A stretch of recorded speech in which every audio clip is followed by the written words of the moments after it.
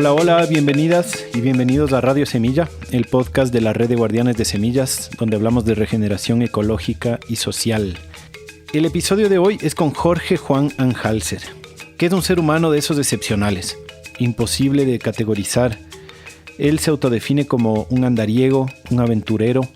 Es muy reconocido por su fotografía, tiene más de una veintena de libros de fotografía del Ecuador, es guía de montaña, piloto, escritor, director de documentales, dedicado a actividades del campo, tiene sus vacas, que si escuchan con atención las van a escuchar mugiendo de fondo, porque justo grabamos la entrevista a la hora que iban al ordeño. Este es un episodio dedicado al Ecuador, porque es la especialidad del Jorge. Él se recorre por tierra y por aire incansablemente desde hace décadas de este país y conoce estas montañas como nadie, y también la historia.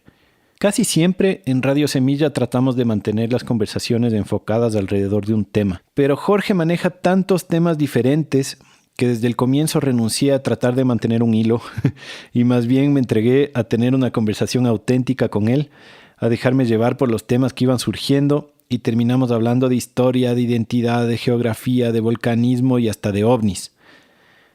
Este episodio se complementa, por supuesto, con su obra fotográfica, que les recomiendo altamente que la busquen. Su cuenta de Instagram es una joya, la encuentran en las notas del episodio. Y claro, si pueden comprar sus libros, qué mejor. También en las notas está el link al documental Yanganati, dirigido por él, sobre el que hablamos bastante en esta conversación. Y les recuerdo también que las opiniones emitidas en el programa son propias de quien las expresa y no necesariamente representan a la red o al colectivo. Un poco de tareas domésticas. Primero, agradecerles mucho por llenar la encuesta de audiencia de Radio Semilla. Estamos procesando los resultados y nos emociona un montón conocerles un poco más. Y esto ya nos encamina hacia estrategias apropiadas para comunicarnos con ustedes y sostenernos económicamente. Así que muy pronto tendrán noticias sobre esto. Escríbanos al mail, a nuestras redes. Estamos en Twitter, en Instagram como semilla_radio y el correo es radiosemilla@redsemillas.org. Mil gracias por escucharnos. Un fuerte abrazo regenerativo.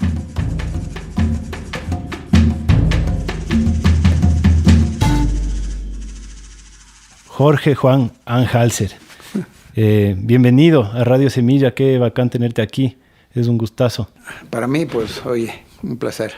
Me estabas contando del Capacñán, o sea, el camino del Inca. El camino principal del Inca, la Panamericana. Hay una confusión, o sea, hay gente que le llama Capacñán al sistema de caminos del Inca, que hay muchos que iban a la costa, al oriente, pero este es el Quito-Cusco. Ya. Y Cusco más allá. O sea, ahora último ando metido en esto del Capacñán porque es una vaina que se ha perdido del imaginario, se ha perdido del conocimiento. Los arqueólogos conocen un poco y ahí está, pues, 500 años después ahí está. Entonces, he tenido la oportunidad de verlo en las caminatas o en los vuelos y entonces estoy tratando de profundizar un poquito más en eso. ¿Sigue siendo usado el Capacñán? En algunas partes, sí, claro. Hay partes de la Panamericana que están construidos sobre el Capacñán. Ajá. Hay partes en los pueblos que la gente les usa todavía para caminar al siguiente pueblo o a ir al mercado. Y hay un tramito que se utiliza para el turismo, que es el de Achupayas a Ingapirca. Existe, y es muy lindo, muy interesante. ¿Eso va desde el Cusco hasta Quito? ¿O va más allá, más abajo, más arriba? Va del Cusco a Ipiales. Hasta Ipiales llega. Sí, hasta donde llegó el imperio. Claro, hay tramos que ya no existen, que les han pasado tractor por encima. Y por el sur va del Cusco, hay dos ramales, uno a Santiago de Chile y otro a Tucumán en Argentina. Más o menos 7,000 kilómetros de camino. Qué bestia. Yo justo estaba viendo el documental que hiciste, Yanganati, que hablabas un poco de cómo los incas tenían un sistema de tambos en donde tenían cada tantos kilómetros siempre un lugar en donde llegar, siempre con comida, siempre con abrigo, siempre... ¿Cómo funcionaba eso? Claro, más o menos cada 20, 30 kilómetros, lo que es una jornada, un día caminado. Llegabas tú a un tambo donde había atención, quien te atienda, había comida, había vituallas, había lo suficiente para el viajero, ¿no? En el Capacñán también y en los caminos secundarios también existían. Y en el caso de los yanganates es igual, pues no es que iban desprovistos la gente, no. Tenían su equipaje personal, pero llegaban a un sitio donde había techo y cobija y comida. O sea, siempre en los tambos vivía gente. Claro. Dedicada a recibir gente. Había los tambos y había las casitas de los chasquis también. Claro, de vez en cuando esos caminos pasaban por poblaciones o cerca de poblaciones, ¿no? Muchos sitios se llaman tambos ahora. Hay pueblos que se llaman tambos, hay haciendas que se llaman tambos, hay sitios que se llaman tambos, porque ahí antiguamente hubo un tambo y fue quedando el nombre. O sea, cada 20, 30 kilómetros hay tambo en todo lado. Sí, más o menos. O tambillos, como el pueblito de aquí al lado. Como estamos aquí, pues en Tambillo. Sí. No me había dado cuenta. Ese es un tambo chiquito. Claro. Por eso se llama tambillo. Y era una red, o sea, digamos, había como una especie de Panamericana y un montón de caminos aledaños hacia la costa, hacia la selva. Claro, había el Capajñán. Capaj es principal. Uh-huh. Así como al altar le llaman el Capaj Urco, el cerro principal. Y fuera del Capajñán había un montón de ingañanes en varios sitios, desde la sierra a la costa o desde la sierra al oriente, o a diferentes sitios dentro de la sierra también, ¿no? Tal vez es un buen momento para contarle a la audiencia que nos escucha, porque bastantes no son de Ecuador, sino de otras partes de Latinoamérica, que vamos a usar bastantes quichuismos, ¿no? Porque, claro, vivimos en una zona donde se habla mucho quichua y nuestro español mestizo es muy mezclado con el quichua. Y no los vamos a explicar todos porque tal vez van a ser muchos, pero bueno, eso hay que contarles. Tú hablas mucho así también con quichuismo. Yo hablo mucho, yo hablo quichua. ¿Hablas fluido? Bastante, no lo practico mucho, entonces me estoy olvidando. Pero hablo con quichuismos, porque así aprendí, pues yo soy más viejo que vos, entonces. En mi juventud se hablaba mucho con quichuismos. Claro. Y son irreemplazables. Claro, no tienen reemplazo en verdad. No. Y además viviste en el campo, pues, ¿no? Sí. Donde, o sea, rodeado, me imagino, de gente que hablaba quichua. Sí, ahí aprendí. Entonces, también todas las montañas, por ejemplo, porque tú hablabas del altar que se llama Capacurcu. No todas, ¿no? Algunas se mantienen su nombre en quichua, pero muchas tienen su nombre en español, su nombre en quichua. Igual las lagunas, los lagos. Sí, algunos topónimos, nombres de los accidentes geográficos, son anteriores al quichua, ¿no? También hay nombres en Caranqui o en Cañari o en Puruá, pero muchísimos son en quichua.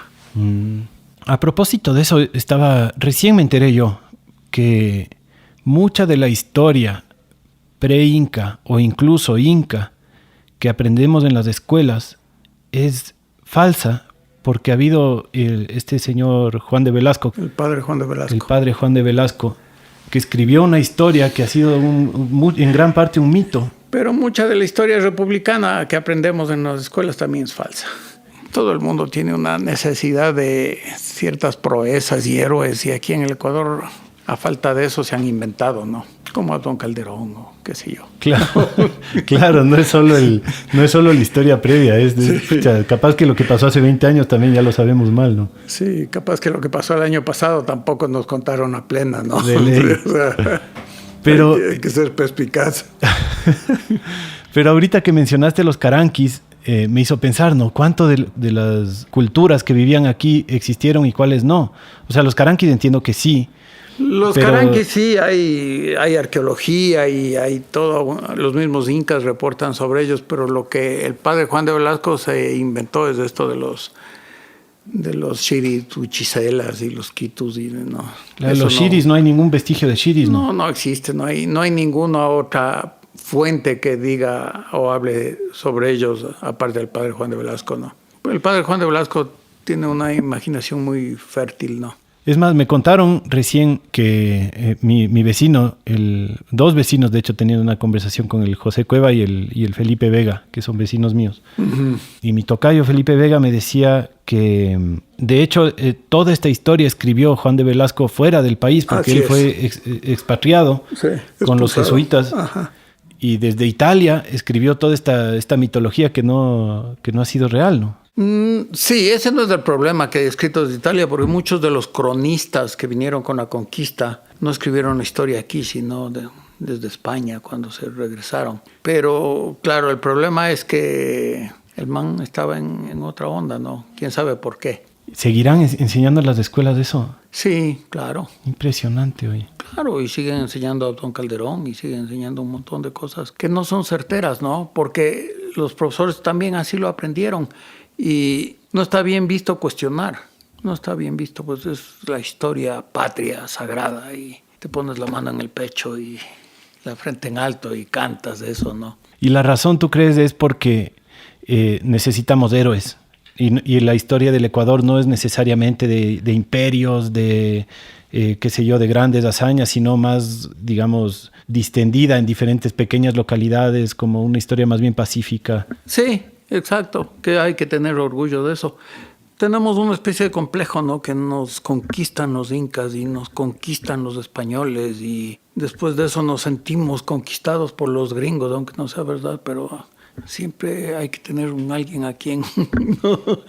Cuando lo que tú dices creo que es la verdad, no necesariamente pacífica, pero más humilde, que no está para nada malo, ¿no? O sea, por lo menos no hay muchos vestigios de guerras, ¿no? De pueblos guerreros, digamos, no hay tanta violencia en nuestra arqueología. Bueno, no, sí dan cuenta los mismos cronistas que hablaron con los incas, que los incas reconocían que las diferentes facciones que habían en lo que actualmente es el Ecuador no se llevaban siempre bien, no. Puruáes, Cañaris y Caranquis, Panzaleos, tenían sus batallas. Es muy difícil especular cuánto se pegaban o cuánto se llevaban bien, es muy difícil, ¿no? Pero considera que esta tierra era muy poblada. No hay sitio en el Ecuador donde tú vayas que no haya arqueología. Inclusive las vertientes exteriores de los Andes, que a veces consideramos que son bosques nublados, vírgenes. No es cierto. Tú excavas y hay arqueología, hay terrazas de cultivo, hay... Entonces, esa gran presión sobre el ambiente debe haber motivado luchas varias, ¿no? Y así somos hasta la actualidad. Pues los ecuatorianos somos barrio contra barrio y cantón contra cantón y provincia contra provincia, ¿no? De ley. Así somos. Ajá.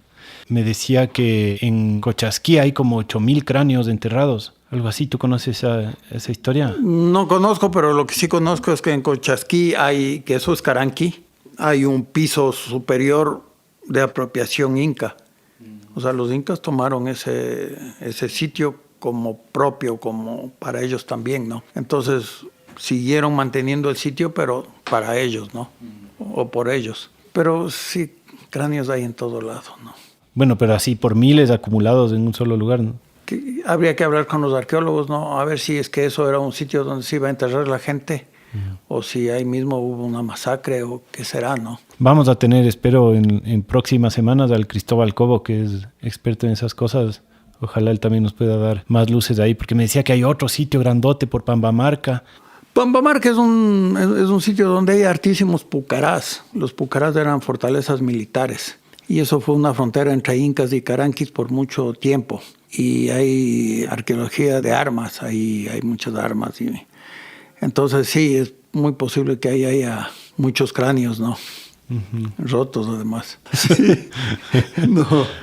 Pero los incas tuvieron este sistema de mitimaes que movieron enormes poblaciones de lo que hoy es el Ecuador al Perú y viceversa, y Bolivia. Y creo que anteriormente de eso también hubo muchos movimientos migratorios causados por el clima o por los volcanes.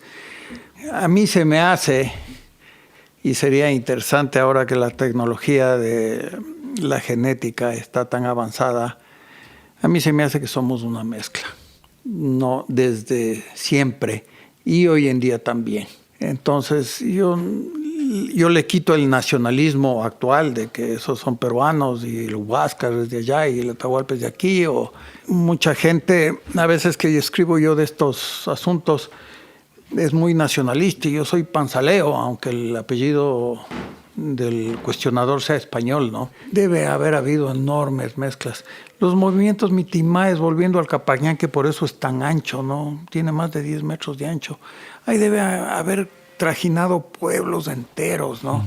Impresionante. Y así ha sido. Y vino Bolívar después y así como Bolívar se metió con Manuelita Sáenz, un montón de venezolanos y colombianos se metieron con las huambras de aquí y se fue procreando y vinieron los ingleses, los piratas y... O sea, Una mistura total. yo creo. Claro. Sí. Ahorita que estamos hablando de los incas y del Capañán, tal vez conviene meterse en esta historia de los Yanganatis, porque nace todo este mito desde la conquista española y el encontrón que tuvieron con los incas, ¿no? ¿Nos quisieras contar un poco esa historia? Claro. Bueno, esa es una historia que nace de esta parte de la historia que nos enseñan de que Atahualpa fue tomado preso por Pizarro y Atahualpa ofreció un rescate en oro, viendo lo ambiciosos que eran los españoles por el metal este. Y cuando lees más a detalle de la historia de los que estuvieron presentes en esa situación, Atahualpa demoró en llenar esos cuartos de oro y plata, porque el imperio era muy vasto. Y Pizarro entró un poco en desesperación conforme pasaba el tiempo y se sentía en inferioridad de fuerzas con los indígenas y creyó que estaban preparando una sublevación. Entonces le mató a Atahualpa antes de tener todo el rescate cumplido.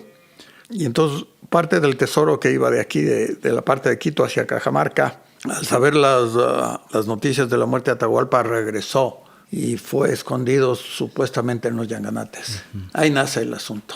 Y a propósito de esto, les recomiendo al público que vea el documental que tú dirigiste, que se llama Yanganati. Ajá. Que yo recién descubrí, yo me lo perdí cuando estrenaron y en Choloflix me encontré. Sí, ahí creo que está. Ajá, y me la vi recién investigando un poco para esta entrevista y pucha, es a lo bestia. Entonces, si quieren profundizar, pueden entrar ahí. Pero entonces cuéntanos un poco, esconden supuestamente este tesoro de Atahualpa en los Yanganatis. ¿Y cómo es que nos enteramos de eso? Bueno, nos hemos enterado varias veces a través de la historia. Primero porque uno de los conquistadores, un soldado de la época llamado Pedro de Valverde, tiene una relación amorosa con una indígena de Píllaro. Y su padre, el suegro de Valverde, el padre de la chica, le cuenta. Él estuvo presente en el ocultamiento del tesoro y le cuenta dónde está y le lleva y le enseña. Y entonces Valverde va y efectivamente se encuentra y a su regreso escribe una guía, un derrotero de cómo llegar allá.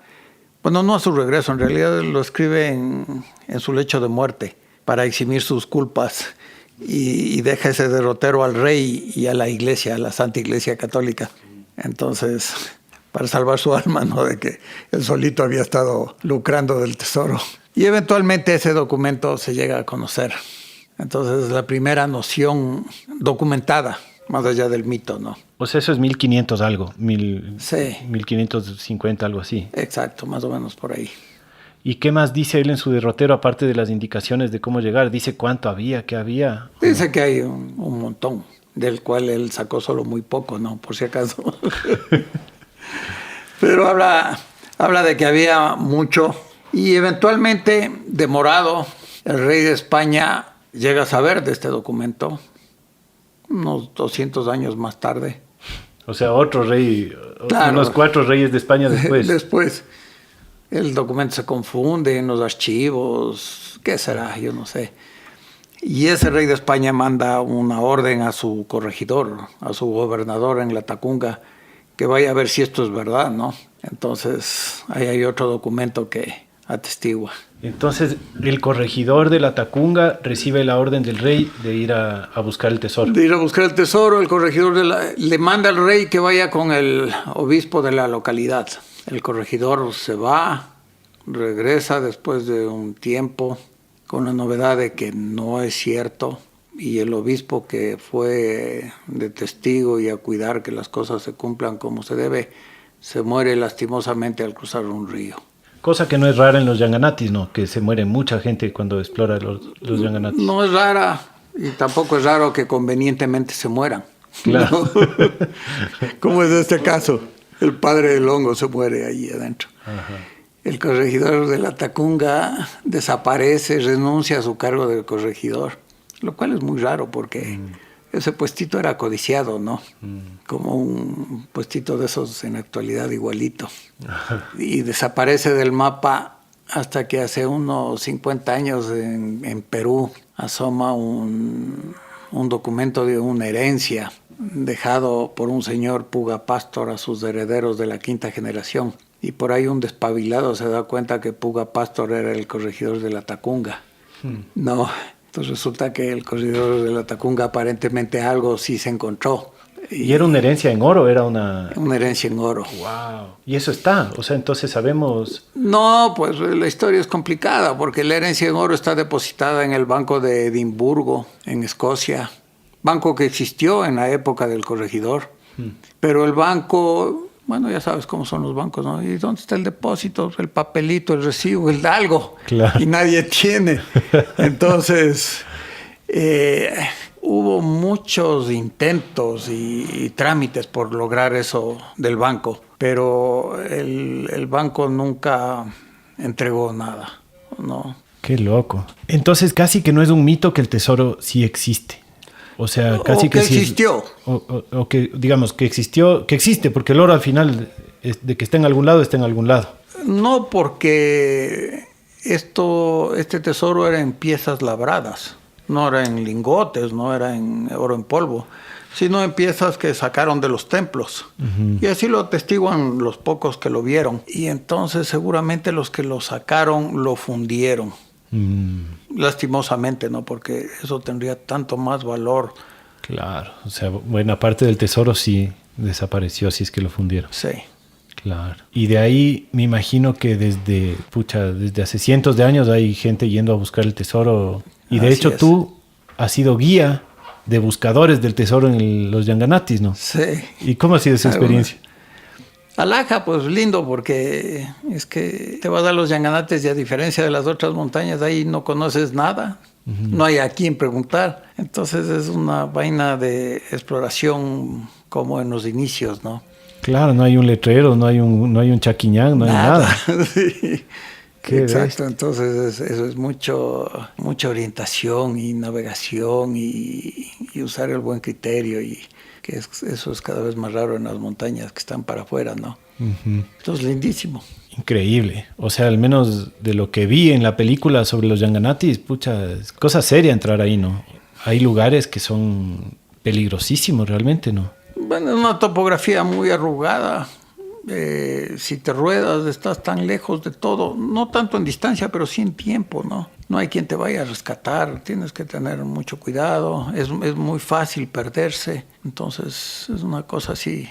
Yo te escuché explicando algo de que los Yanganatis son así, es una orografía distinta de los Andes porque son montañas preandinas, o sea, son propias de otro proceso geológico diferente al de los Andes. O sea, no, es del principio de los Andes. Ah, el principio. Claro, que las placas chocaron y se impulsaron para arriba. Eventualmente una placa se fue bajo la otra y se produjo el volcanismo. Estos cerros son más antiguos, son los Andes primigenios, los primeros Andes. Aquí en el Ecuador prima el volcanismo, pero hay otros sitios como la Cordillera Blanca en Perú que se mantuvieron así, que son originadas por el plegamiento, ¿no? Perú sería en Huaraz, Huascarán, Exacto. toda esa parte. Sí, al sur del Perú es otra vez volcánico y el norte de Chile, Argentina es volcánico y nuevamente al sur, en la Patagonia, es otra vez plegamiento.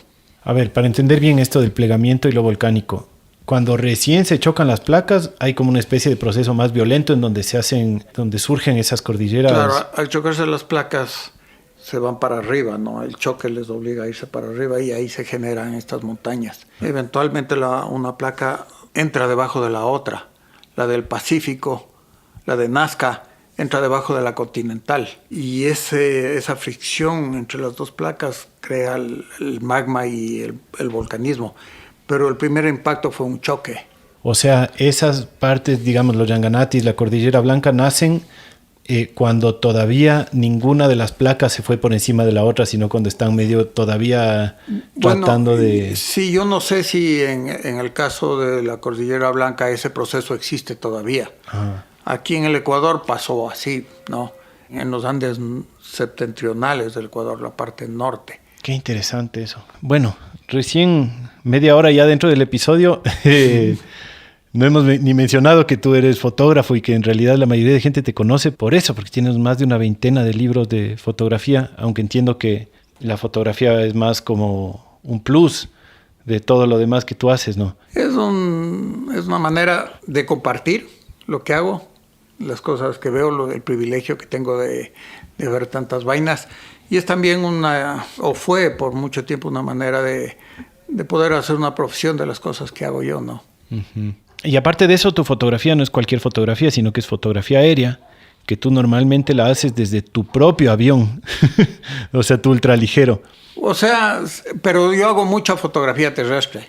Claro, perdón, una parte de tu fotografía una parte, es... y tal vez esa es la más espectacular porque es diferente Claro. y entonces es la que más suena, ¿no? Pero... No solo al menos desde mi lado, ¿no? Como fan, digamos. No solo por cómo se ven las fotos aéreas, sino por la historia del fotógrafo volando en su avión tomando las fotos. O sea, a mí eso es lo que me parece increíble, cómo vuelas tu avión así por donde te da la gana y además sacas unas fotos increíbles, ¿no? Bueno, a ver, el avioncito es uno que me construí yo mismo. Exacto, a eso me refiero. A veces con esto de tema de las ideologías y las vainas me hablan mucho de que es que ese man tiene avión.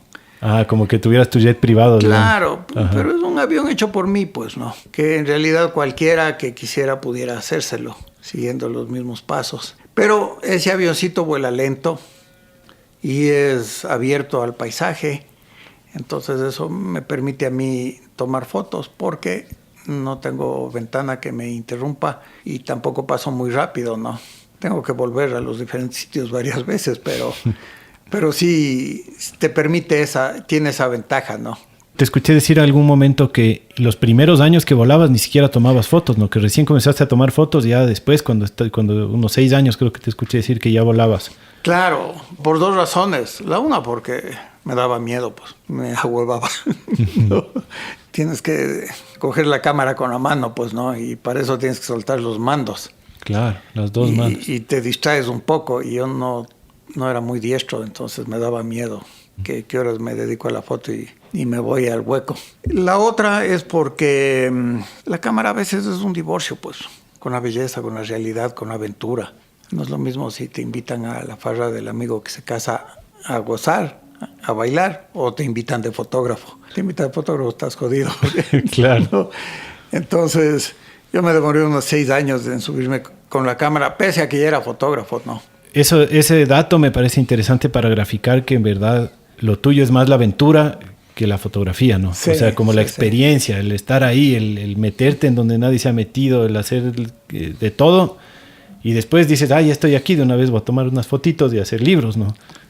Claro, es que en la casa yo tenía guaguas, tenía mujer y claro, tienes que trabajar, ¿no? Entonces la fotografía para mí era eso, no me daba ese chance de poder hacer algo de dinero con mis actividades. Si no, ¿quién te va a pagar por estar ahí?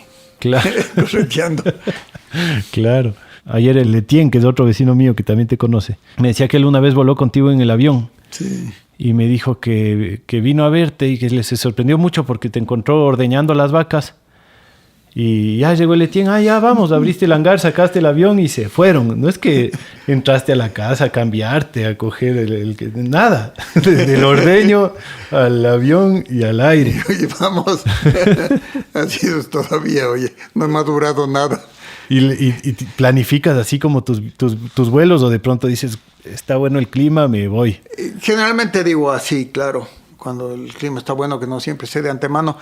Se ha complicado un poco la parte formal de la aviación, entonces ahora tengo que llenar un plan de vuelo y pero entonces ya tienes que meterte a la computadora a llenar esos datos, ¿no? Antes no tenías que avisar a nadie. Antes no tenías que... Ahora dices buen clima y solo llenas un formulario y te vas. Exacto. O te toca esperar permisos y todo. Esperas que te acepten el formulario, que es cosa de 15 minutos, ¿no? Ah, bueno. No es tan grave. Y tu avioncito, que le llamas el sopilote, es chiquito, es ultra ligero, así mismo como se llaman esos aviones. ¿Y te da para volar cuántas horas más o menos?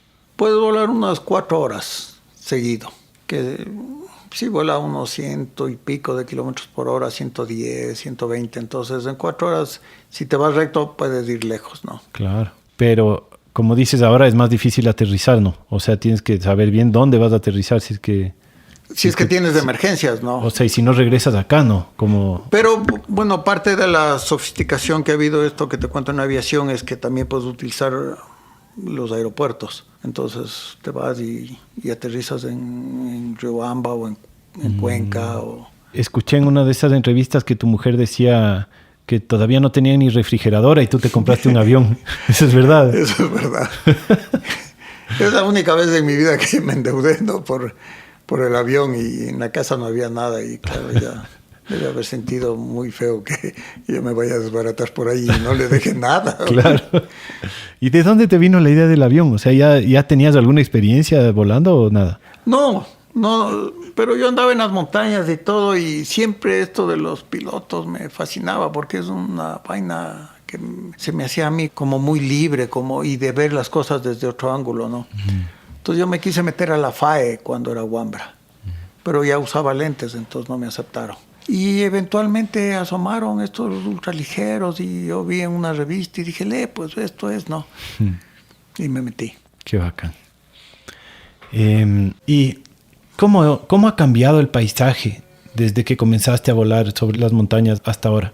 ¿Ha cambiado mucho? Sí, en varias maneras. Por ejemplo, somos mucho más urbanizados que antes. Te voy a contar eso desde el punto de vista no estético, sino de piloto. Antes, como yo era medio chambón, y sobre todo era chambón en la mecánica, se me apagaba el motor y casi donde quiera había un potrero para aterrizar. Ahora ya no hay. Menos mal ya no soy tan chambón porque no tuviera dónde hacer emergencias. Es increíble cómo ves tú que las ciudades, las urbes, los pueblos van creciendo y se van uniendo unos a otros, ¿no? Quito unido con Sangolquí, con San Rafael, con Tumbaco, ya mismo con Machachi, y así en todos los valles, ¿no? Eso ha cambiado mucho. Las montañas han perdido glaciares y la frontera agrícola sube atrás del descongelamiento de los glaciares. Cuando vuelas en los flancos de la cordillera o en la Amazonía, también tú ves la deforestación, ¿no? Cómo avanza, aparece un puntito deforestado ahí en el monte y tú regresas a los 6 meses, al año, 2 años, y eso es un huecote, ¿no? Que sigue, crece. Entonces el cambio es grande. Claro, yo tengo ya 60 años entonces y 36 de volar y de andar. Para mí es muy importante andar a pie porque me da esa perspectiva diferente, ¿no? Que no solo del aire. Que converso con la gente, que hablo, que veo, que siento, porque de arriba estás como que un poquito aislado, ¿no? ¿Te genera pesimismo ver ese avance de la frontera agrícola y de la urbe, o ves que hay por dónde frenarle, por dónde regenerar? No, sí me genera pesimismo, lamentablemente. Es tan rápido y tan fuerte que yo no sé si sea parable, no sé. Hay cada vez más gente preocupada. Pero somos una sociedad que consume, que utiliza, que inclusive la gente que está en contacto con la naturaleza quiere salir y ver, y entonces creo que es una senda ya trazada, ¿no? Hasta que nos exploten la cara no hemos de darnos cuenta. Es como que no hay la conexión de cómo está implicado cada uno en eso, ¿no? Como que uno ve el problema de la deforestación como que pasa allá en la selva. Sí. Pero ya ahorita que estoy construyendo mi casa, me puse a pensar y a preguntar qué madera debo usar para construir la casa. Y claro, te encuentras con que lo que tienen todos los aserraderos, mucho más que eucalipto, es madera de la selva. O sea, todos los tablones, y te dices, ¿de qué nomás tiene tablón? De copal, de laurel, de seique, de pucha. Te hace una lista de 10 diferentes árboles. Sí. Y los pilares de Colorado, o sea, tienen todos los árboles ahí en todos los aserraderos de todas las ciudades. Claro. Y todos compramos esa madera. Sí. Bueno, yo ya me di cuenta antes de construir que no debo comprar esa madera. Pero no nos damos cuenta, la mayoría de personas que compran una madera no se ponen a pensar de dónde está viniendo esa madera. Pues no, es como... No estamos ni ahí con eso. No, pues hay un divorcio y eso de la madera es un símbolo para todo. La gente no nos damos cuenta que es que abrimos la llave y el agua no se genera en la llave, en el grifo, sino que viene de algún páramo que si no lo mantenemos se va a secar el grifo, ¿no? Uh-huh. Hay un divorcio, vivimos como que una burbujita y no relacionamos lo uno con lo otro, ¿no? Pero poco a poco como, o sea, no sé, no, yo siempre tiendo a, supongo que por no hacerme mucho daño mismo, a buscar el optimismo a la cosa. Pero a veces pienso que el mismo hecho de que tengamos esta conversación y de que tantas personas, porque en este mismo podcast y con la red de semillas siempre nos damos cuenta que no somos, parecemos aislados los que estamos como tomando esta conciencia y compartiéndola, pero no somos tan aislados, ¿no? Como que sí hay una red media importante de regenerar estos lugares, que no solo los lugares, sino también la conciencia mismo, ¿no? Pero me da a mí la impresión de que sí, cierto hay, pero es mínima ante el impulso de la sociedad entera. Cuando yo era Wambra, habían, por ejemplo, muy pocas gentes que asistían a la montaña. Y yo tenía la idea de que la gente, como no conoce más allá de Quito, no lo cuida. Y ahora me he despechado un poco porque es una época en la que mucha gente se ha volcado a la montaña. Se ha vuelto popular la montaña. La pandemia ayudó inclusive para eso. Pero veo que tampoco existe un cuidado, existe un cariño por la montaña. Me da a mí la impresión de que la gran mayoría de gente que se ha volcado al campo, a la montaña, a la selva, es para ellos un gimnasio, más que un fin, un sitio donde gozar, sino es un gimnasio. Tú lees los reportes y te hablan de calorías quemadas o de pulsaciones o de tiempos que han hecho de aquí por acá. Muy poca gente te va a hablar de la botánica o de la historia o de la geología No, es como asistir a un gimnasio. La montaña se ha transformado en eso. Y el caso extremo que yo veo es que cada vez la gente quiere más carreteras para acceder a la montaña, más cómodo, más alto, porque están yendo al gimnasio. Al gimnasio quieres llegar con tu carro. No, el viaje a la montaña en sí ya no significa nada. No oyes que la gente reporte que ha visto tal pájaro, o que ha oído, o que conoce sobre el asunto, ¿no? Entonces, más bien, yo soy un poquito pesimista porque, aunque veo que hay mucha más gente yendo a los exteriores, la meta final es del selfie en la cascada, en la cumbre, no hay mucho condumio o conciencia ambiental en el asunto, ¿no? O sea, no es tanto ir a conectar con la montaña, sino a verse a uno mismo y a mostrarse a uno mismo. Me da a mí la impresión, yo tengo una pena grande de ver que la mayoría de gente que sube a las montañas, por ejemplo el Ruco Pichincha, se toma la foto con el letrero. Yo no entiendo eso. Tienen un paisaje magnífico en todos los costados y se toman la foto con el letrero. El letrero, la constancia de que han subido es para ellos más importante que el paisaje. Hay un divorcio con el paisaje. Cuando hay un divorcio con el paisaje es que el paisaje te importa un pepino. Si ese paisaje mañana tiene edificios o tiene puentes o tiene carreteras, ya no está en ti, ya no te interesa. Tanto así que ya veo que comienzan a aparecer letreritos en las otras montañas porque tienen éxito. Entonces, ¿cómo voy a demostrar que me subí al Huaua Pichincha o al Corazón o al Iliniza si es que no tienen letrero? Pues, ¿no? Y sin el paisaje, el paisaje es lo que nos está diciendo, ese ambiente está sano, está bien, está mal. Eso es lo primero que nos entra por los ojos. Uh-huh. Si ese paisaje ya no vale, entonces, ¿cómo logras que haya una conciencia, no? Si el bosque que hubo ahí ya no existe más y a la gente le da igual. Y me parece a mí que no es solo incluso el valorar el paisaje o valorar la montaña, sino como, digamos, no es solo hacer conciencia de que eso es valioso o eso es importante, sino también hacer conciencia de que uno es una especie más dentro de ese lugar, ¿no? Como que no es un observador nomás, sino que es un participante del espacio. O sea, es un animal más entre muchos otros animales que están caminando por ahí, ¿no? Pero eso no comienza con tu apreciación del paisaje. Claro. Eso es, El rato que aprecias el paisaje, te vuelves humilde ante eso. Y te das cuenta que perteneces a eso y que tus antepasados pertenecieron a eso y que en el futuro tus descendientes no podrán vivir independientes de eso, porque por más tecnológico, millonario que seas, no puedes dejar de respirar aire o de beber agua, no. Estamos condenados, si quieres usar esa palabra, a depender del paisaje, que es un sinónimo de naturaleza, ¿no? Claro, totalmente. Y lo que dices cuando, digamos, muchos no se darán cuenta hasta que nos estalle en la cara, que quiere decir cuando abras el grifo y no salga agua, te jodiste. O sea, exacto. No sabes qué vas a hacer. O sea, o cuando aplastes el botoncito y no se prende la luz. Sí, o cuando tu casa de la playa se inunde porque el mar subió. Ajá. No. Yo te pregunté antes cómo has visto que ha cambiado el paisaje. ¿Cómo te imaginas ese paisaje de aquí en 20 años, en 30 años? Yo tengo una colega fotógrafa, se llama Judy Bustamante.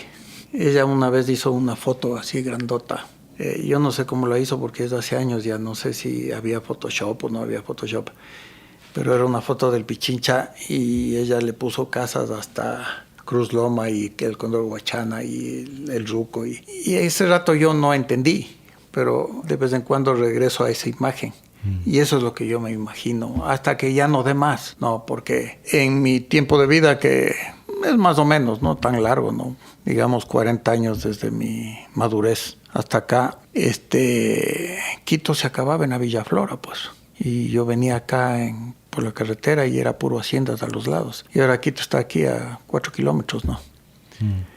Entonces sí, esa foto para mí fue reveladora, ¿no? Fue una vista al futuro. ¿Tú vivías ya aquí hace 40 años? Yo pasaba mucho tiempo aquí hace 40 años.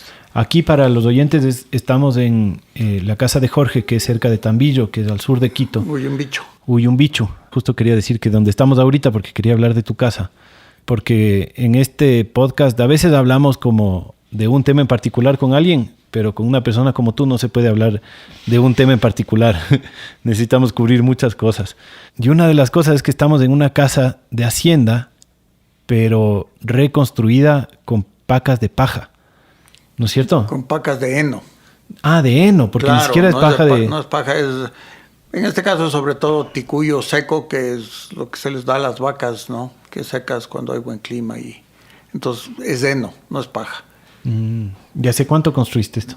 Esta tiene 14 años, creo, más o menos. Debe ser una de las primeras casas de pacas que hay aquí en Ecuador. Bueno, mi mujer tuvo un restaurante que se llamaba La Matilde, y ahí la parte de la construcción hice yo también con pacas. Eso es más antiguo, tiene como 20 años. Y viendo que el restaurante nos cayó y que funcionaba, entonces me atreví a hacer la casa también de pacas de heno, ¿no? Que es mucho más barato y seguramente es más saludable también. Entonces es más barato porque la hierba es de aquí mismo, cuesta mucho menos, es antisísmico o sismo resistente, más bien es la palabra adecuada. Por último, si te cae la pared encima, te sacudes y te vas. Es térmico, te mantiene las temperaturas, es rápido, es fácil y sobre todo es barato, ¿no? Ahorita mismo yo doy fe de que climáticamente está súper rico aquí adentro, a pesar de que todo el día estuvo un solazo insoportable del verano. Y ahorita más bien afuera ya se va a estar poniendo bien frío. Sí, y aquí está riquísimo. Están las puertas abiertas por esto de la pandemia, ¿para qué? No, entonces, claro. Disculparás. Pero se siente bien, se siente una casa sana, así, súper rico. Pero a la vez tiene esta onda de casa de hacienda, porque aquí era una casa de hacienda antes. Es una casa de hacienda todavía. O sea, pero digo, ¿era una casa antigua de hacienda? Es una casa antigua de hacienda. Este cuarto donde estamos, las paredes son de adobe todavía, en vez del ancho. Es una casa colonial, ¿no? No sabemos exactamente cuándo fue construida, pero tenemos datos de que antes de la independencia. Ah, entonces sí. Colonial. ¿Y esto era de tu familia, no desde el comienzo? No, esto compré yo. Ah, ya. Esto era de diferente gente a lo largo de la historia. Pero entonces cuando tú venías de niño, ¿tu familia tenía algo cerca de aquí? Sí, vivía al otro lado de la carretera, más cerca de Uyumbicho. Ya. No, pero en esta misma zona. ¿Y sobre construcción, tú aprendiste haciendo o también ya tenías una idea? No, esto es de hecho preguntando a los amigos arquitectos y preguntando a los maestros y usando el sentido común cuando aparece. Poco a poco, no. Es una casa rústica.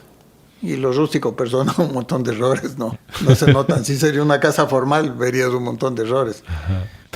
No me acuerdo, pero creo que tú nos contaste una vez que cuando estaban construyendo la casa llegaste y las vacas estaban comiendo las paredes. No, pero tuvimos un incidente que Yo tengo una cocina de leña y se nos prendió la paca una vez porque no estuvo bien aislado, culpa del constructor, o sea, culpa mía. Y entonces me tocó desbaratar esa pared y rehacerla. Y yo le di la pared desbaratada a las vacas. Se comieron. No. Claro. Entonces, claro, cuando yo me vaya de aquí, si a mis descendientes no les gusta la casa, se han de comer las vacas. Claro. Y yo dejo cero huella. Ajá. Cero huella. No es como una losa de concreto, ¿no? Claro. Que queda ahí, es dificilísima desbaratar. Aquí abajo no hay concreto. No. Ay. Aquí no hay nada. Ve. Claro, sí me acuerdo que se estaba quemando justo cuando vinimos la otra vez con mi esposa. Y eso también me sorprendió porque cuando uno está pensando en la técnica de construcción de paja, que piensas en el fuego como que no es que sea súper peligroso que se incendie, pero sí dices es uno de los peligros de los que habrá que tener cuidado, ¿no?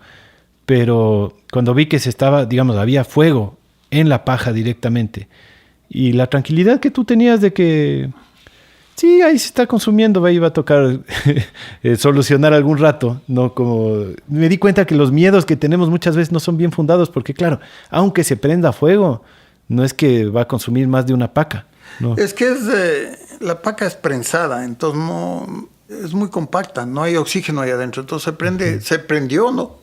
Yo no sabía cómo se prende un tabaco. Entonces la verdad es que estuvo humeando un día antes de que nos demos cuenta, ¿no? Y no se incendió la casa, sino que se prendió como un tabaco y entonces hubo que desbaratar esa parte como el dentista con la caries, sacar la parte que estaba quemándose y... Claro. Una combustión muy lenta. Qué interesante. Yo te quería preguntar, Jorge, sobre la película. ¿La dirección de cine fue una experiencia que tú tenías una idea de hacer desde antes o medio te metiste para ya desde el tema de la fotografía o tú querías hacer el documental como director? ¿Cómo fue esa experiencia dirigiendo una película? O sea, a ver, yo he hecho otras antes. ¿Ah, sí? Sí, he hecho otros documentalitos. Esta película nació por una vaina de la Isabel Dávalos. Ella tenía esta vaina y jorobaba para que hagamos una película de los Yanganates, un documental. Y fue muy perseverante. Entonces a la final hicimos. Pero para mí fue difícil convencerle al principio a la Isabelita de que no iba a haber guión, que no iba a haber una estructura formal, porque las cosas iban a ir dando como en esta conversación. Conforme andemos y en esa vez yo me llevé a mi familia, a mis hijos, que no sabían mucho los Yanganates, entonces eso a mí me dio el chance de irles contando en cada campamento, en cada momento, cómo es la historia, cómo es la onda, cómo es el asunto, ¿no? Entonces, la verdad es que la situación, la casualidad fue la que dirigió la película, no yo. Dejé nomás que ahí se vaya pase lo que pase y hay que ir grabando. Exacto. Qué bien. Bueno, quedó increíble, en verdad, esa película. A mí me encantó. ¿Y qué otras has dirigido antes? Hice un documentalito de los toros de pueblo, que es algo que desborda la fotografía. Pasan tantas cosas ahí que no puedes en la fotografía captar eso, ¿no? Hice uno de una escalada de montaña hace ya mucho tiempo, cuando se filmaba en cine todavía. Ah, sí, ¿en 8 milímetros? ¿O en 8 milímetros. Wow. Y también he hecho un documentalito de tomas aéreas del país. ¿Y se pueden ver en algún lado o no? No hay. Esos no hay. Yo tengo, pero no se pueden ver. Pucha, hay que ver algún eso. Rato habría que ponerles. Claro. Y ahora ando con la tentación tal vez de hacer algo de esto del Capañán, ¿no? Que es algo tan bonito y tan desconocido. Vamos a ver si hay cómo. Y que también el Capañán me imagino que está en riesgo también de seguir desapareciendo si es que no se le presta atención, ¿no? Totalmente, no se le presta atención, para nada. Entonces va desapareciendo. Cuando era Huambra yo y vivía aquí y había paro, ahí eran los paros muy comunes. Y yo me venía por el Capañán, en carro, en Land Rover. Ahora ya no hay cómo, porque está cortado, porque le han hecho calle o le han hecho barrio. Era pavimentado, tenía piedras de losa puestas, un empedrado bien lujoso, te diría yo. Ya se han robado las piedras y las han usado en la construcción de otras cosas. Y aunque partes de ese Capañán que yo conocí ahora son calles de Quito, sobre todo aquí en los barrios del sur, todavía la calle se llama el Camino del Inca, ¿no? Eso nos queda. Pero el resto está ya dañado, la Simón Bolívar le cortó sin ninguna consideración. Pucha, y eso, o sea, si se le parara bola, igual tuviera un buen potencial turístico, me imagino, como que sí podría ser interesante para el país, no solo por rescatar el Capañán mismo, sino porque si es que la mentalidad estuviera más enfocada en eso, tal vez serviría para el mismo desarrollo del país, ¿no? Turístico, cultural, no sé. Yo creo. O sea, la gente se va de aquí a caminar el Camino de Compostela. Se van de aquí al Perú y algunos caminan el Capañán en Perú o el Camino del Inca que llega a Machu Picchu. Y aquí tenemos, hasta aquí arribita nomás. Pasa aquí arribita. Aquí pudiera ser, obviamente, una atracción turística, ¿no? Para propios y extraños. Claro. Sí, hay sitios muy, muy lindos, ¿no? Imagínate si es que uno pudiera caminar por el Capañán desde Ipiales hasta Cusco. Eso ya es difícil, pero sí puedes caminar bastante. Son sitios donde la gente pudiera ir en bicicleta, si es que se le diera un poquito de mantenimiento, muy chiquito, ¿no? Con un buen criterio, y pudiera caminar largos trechos, ¿no? Hay trechos, por ejemplo, hay un trecho lindísimo desde Guayabamba hasta Quito. ¿Ah, sí? Sí, con un puente. Es muy lindo porque hay las bases incas del puente de piedra labrada como la del Cusco. Y sobre eso está hecho un arco español de ladrillo. En 1630 hicieron ese puente. Hasta la parte española es lindísimo. Está botado ahí, ya mismo se cae ese puente hoy. Y de ahí el camino sube hasta Carapungo, ¿no? Qué loco. ¿Y partes mantienen ese empedrado que tú dices? Sí, hay partes que mantienen ese empedrado. Wow. ¿Y cómo habrán hecho los incas para labrar esas piedras así? Chuta, eso sí, no sé, es cuestión de amplia discusión, pero sabían cómo. Hay gente que dice que usaban fuego y frío, agua fría para partir las piedras, y usaban otras piedras más duras para lijarlas. Yo no sé esa parte, pero sí te digo que yo me encuentro piedras incas por aquí, por allá, lindísimas, ¿no? Vestigios botados. Y lo más impresionante del camino inca es que la traza es tan bien hecha que tú vas a pie y vences los obstáculos fácil.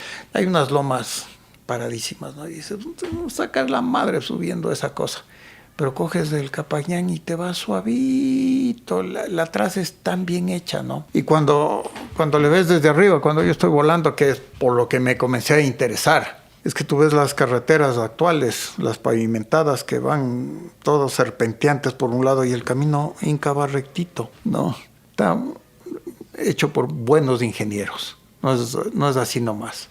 No es hecho al andar nomás, sino está bien pensado. ¿Cómo te imaginas tú esas matemáticas que ellos manejaban? ¿Crees que tiene una fuente totalmente, por decir, científica de ellos probar, equivocarse y desarrollar una matemática? ¿Crees que tiene que ver con una conexión más amplia con la tierra mismo, espiritual, así como de intuición, de saber por dónde irse? ¿Cómo te imaginas? Yo creo ambas cosas de lo que has dicho. Creo que tenían un conocimiento matemático y creo que tenían una relación mucho más próxima con el mundo donde vivían. O sea, yo he visto en mi lapso de vida, te voy a contar dos cosas que tal vez vienen al caso, de cómo hemos, como sociedad, perdido nuestra capacidad de orientación desde que se inventó el GPS. Estaba pensando justo eso cuando venía hasta acá mismo. O el Waze. Ajá. Porque la gente ya no piensa, ya no se ubica, ya no hace falta, porque ahí está una vocecita en el teléfono que te va a decir por dónde. Y yo me he impresionado cómo hemos perdido eso. Tengo amigos pilotos que se les apaga el GPS y están perdidos. Están irremediablemente perdidos, están jodidos. Gente ya con su edad que seguro hace 30 años no estaban perdidos, pero perdieron eso tan rápido. A mí me pasa que a veces yo llevo a volar así bobitos del campo. Yo siempre hago esta pregunta hoy. ¿Dónde está la casa? Les pregunto. Y los guaguas del campo casi siempre me señalan correctamente, aunque estén en un sitio que no conocen. Tienen ese sentido. Viene un guagua de Quito y le llevo a volar y no tiene idea dónde está, ni tiene idea por dónde regresar. Eso, en referencia a esto de los caminos, yo creo que había un entendimiento mejor del ambiente, ¿no? Y en la agricultura es donde más me sorprende, más que en los caminos.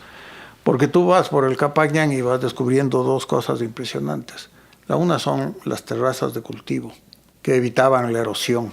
Y ahora tú ves tractores que se trepan al páramo porque son 4x4 y aran directamente para abajo y hacen los guachos, los surcos, directamente para abajo. Cuando eso llueve, cada surco, cada guacho se hace un pequeño río y se llevan la tierra fértil, que es nuestro mayor patrimonio.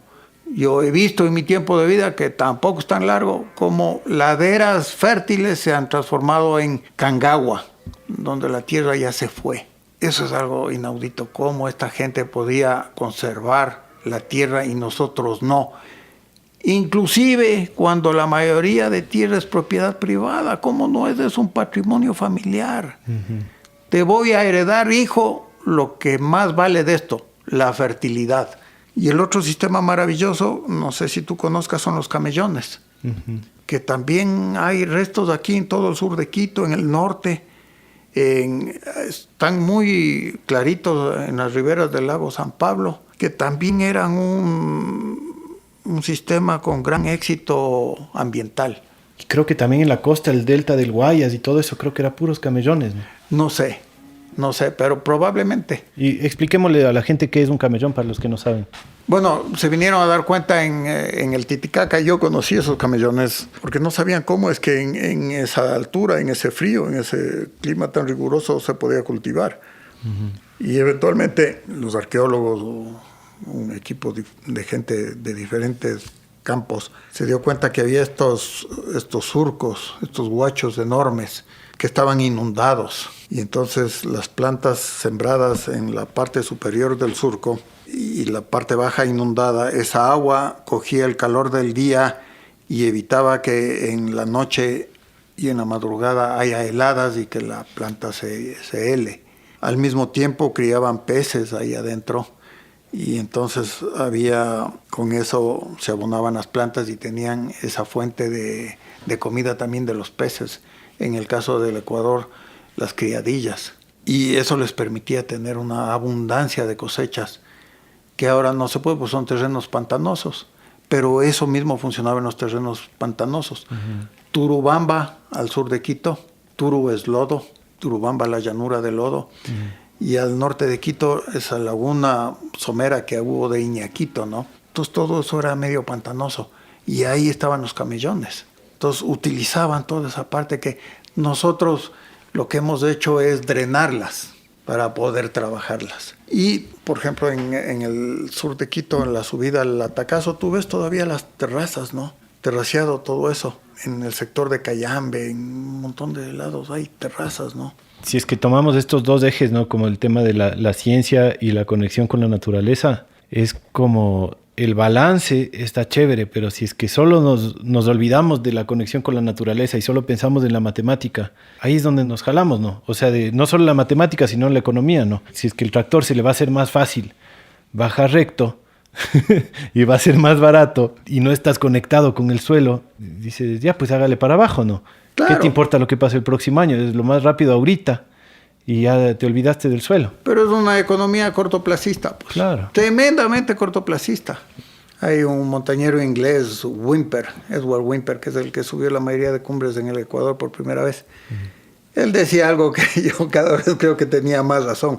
Eso fue en 1876 que él estuvo aquí. A los ecuatorianos les hace falta un invierno, decía, para que sepan que el día de mañana no va a ser igual al de hoy y que hay que prever.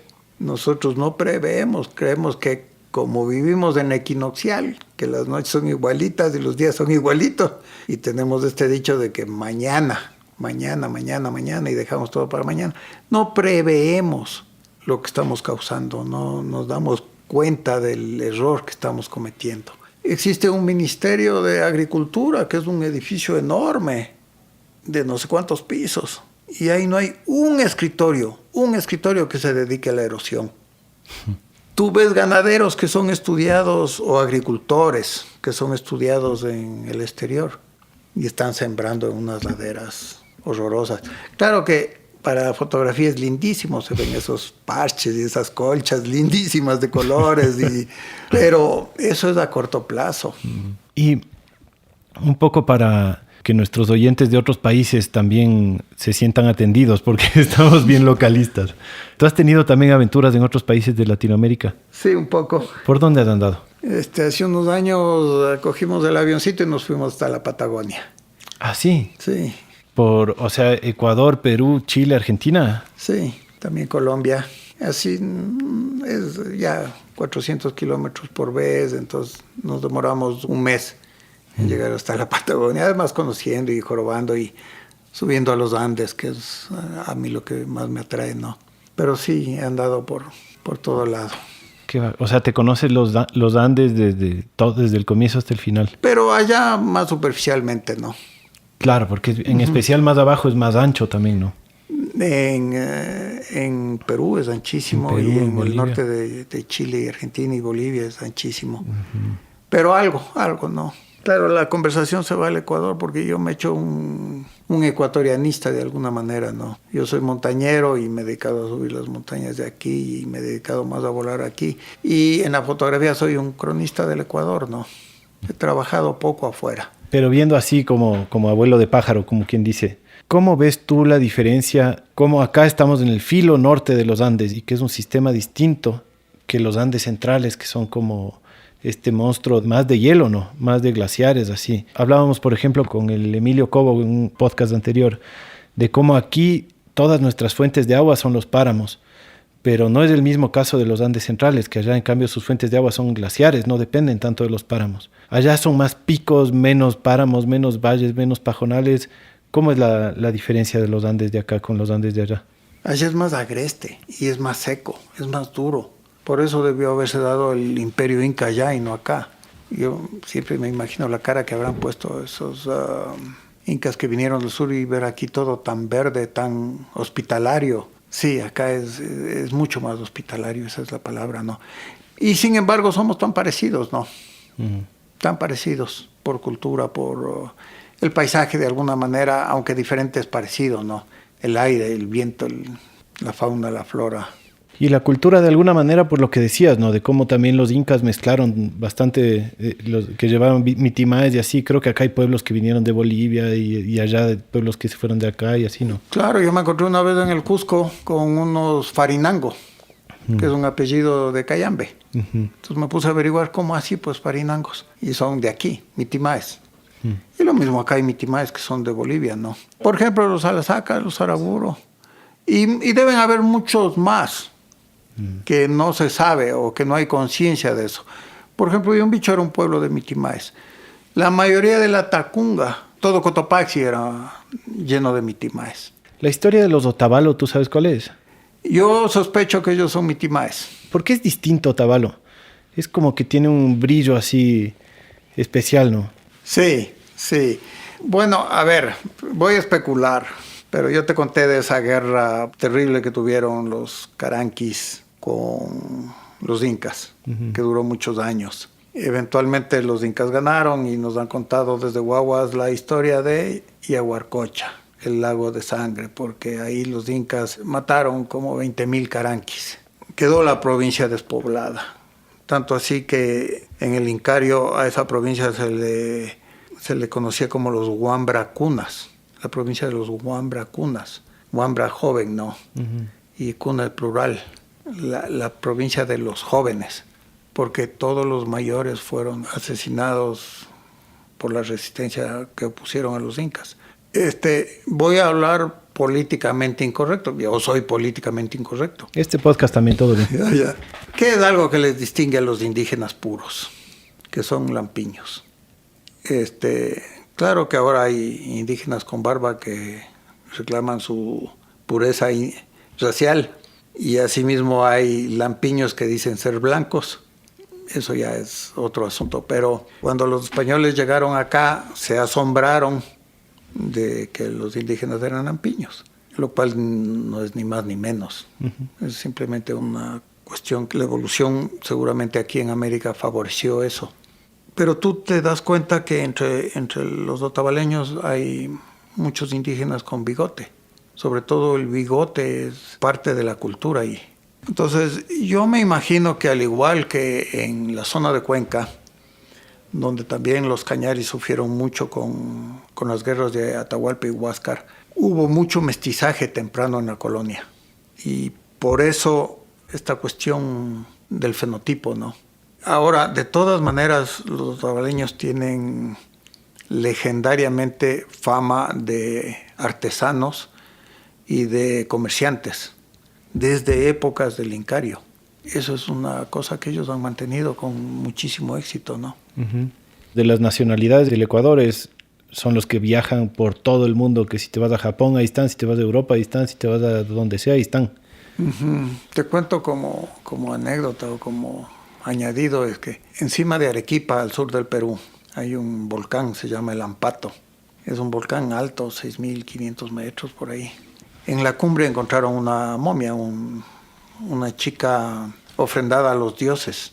La encontraron unos arqueólogos y la tienen exhibida en Arequipa, ahora en un cuarto frío. Le han bautizado con el nombre de Juanita, la momia. Y si tú le ves a la momia, el atuendo es otavaleño. Tiene anaco, guaguanaco, mamachumbi, guaguachumbi, tiene fachalina cruzada con un tupo y alpargatas de soga. ¿No? De soga como de cabuya, ¿no? Sí, es idéntico. Solo cambian los colores del atuendo. Y que ella tiene un gorro de plumas, que seguramente era ceremonial el momento de la ofrenda, ¿no? Pero a mí me impresionó ver eso, ¿no? Las fajas para coger el anaco, la falda, ¿no? Y el pliegue a un costado del anaco por donde se ve el color del otro anaco, ¿no? Así estaba igualita enterrada. Sí, entonces eso te habla de que esa cultura que vemos ahora aquí... Bueno, aquí en Huyumbicho, cuando yo era guagua, aquí se usaba anaco, ¿no? Ya no más, pero se usaba anaco. Era como esa cultura que seguramente los incas también aprendieron muchas cosas de aquí, de las gentes que vivían aquí, porque ellos asimilaban mucho, ¿no? Anaco es la falda clásica que se ponen los pueblos indígenas, sí, por si acaso. Pero yo tenía entendido que muchas de las vestimentas indígenas que usan ahora los pueblos fueron también impuestas por los españoles. O sea, que les dijeron, medio para diferenciarse, que tienen que vestirse así. Bueno, eso es algo que viene desde los incas, ¿no? Los primeros cronistas hablan de que ellos podían diferenciar a las gentes de las diferentes parcialidades porque usaban diferentes atuendos. Claro que ahora las camisas bordadas de Zuleta no son indígenas, el bordado es español. Esas cuentas doradas son checoslovacas. ¿Ah, sí? Sí. Entonces mucho ha venido de afuera, ¿no? La camisa bordada de los otavaleños tampoco es indígena porque ellos no bordaban, ¿no? Pero el anaco sí, y las alpargatas sí, y las fajas sí. Ha ido evolucionando como tiene que ser, ¿no? Claro, claro, es una mezcla. Es una mezcla. Volviendo a la momia Juanita. A la momia Juanita le hacen un análisis de DNA y descubren que la madre es del Cusco y el padre es de Panamá. Wow. En esas épocas. Yo me imagino que libres de todas estas ideas que nos atan de la ideología y ¿no? Si pudiéramos hacer un plano genético de nosotros mismos, creo que descubriríamos un montón de cosas, entre eso lo que tú estás mencionando.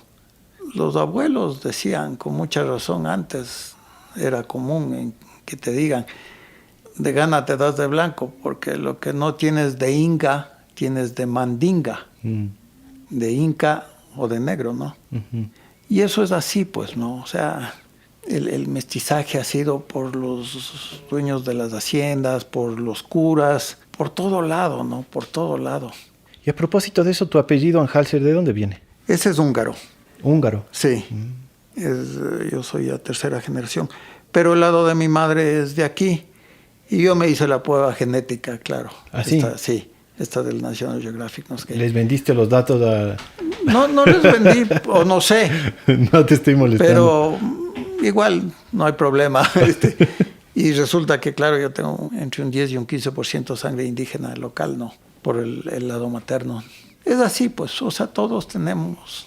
¿Y el lado paterno es húngaro o también una mezcolanza de No, todo? pues los húngaros están jodidos porque están en el centro de Europa y por ahí pasaron los mongoles y se regresó Napoleón y les cayeron los rusos y... Está en medio de todo ahí. Está en medio de todo, entonces eso es... Y los alemanes también. Y los alemanes y hasta los vikingos llegaron hasta allá y entonces imagínate, ¿no?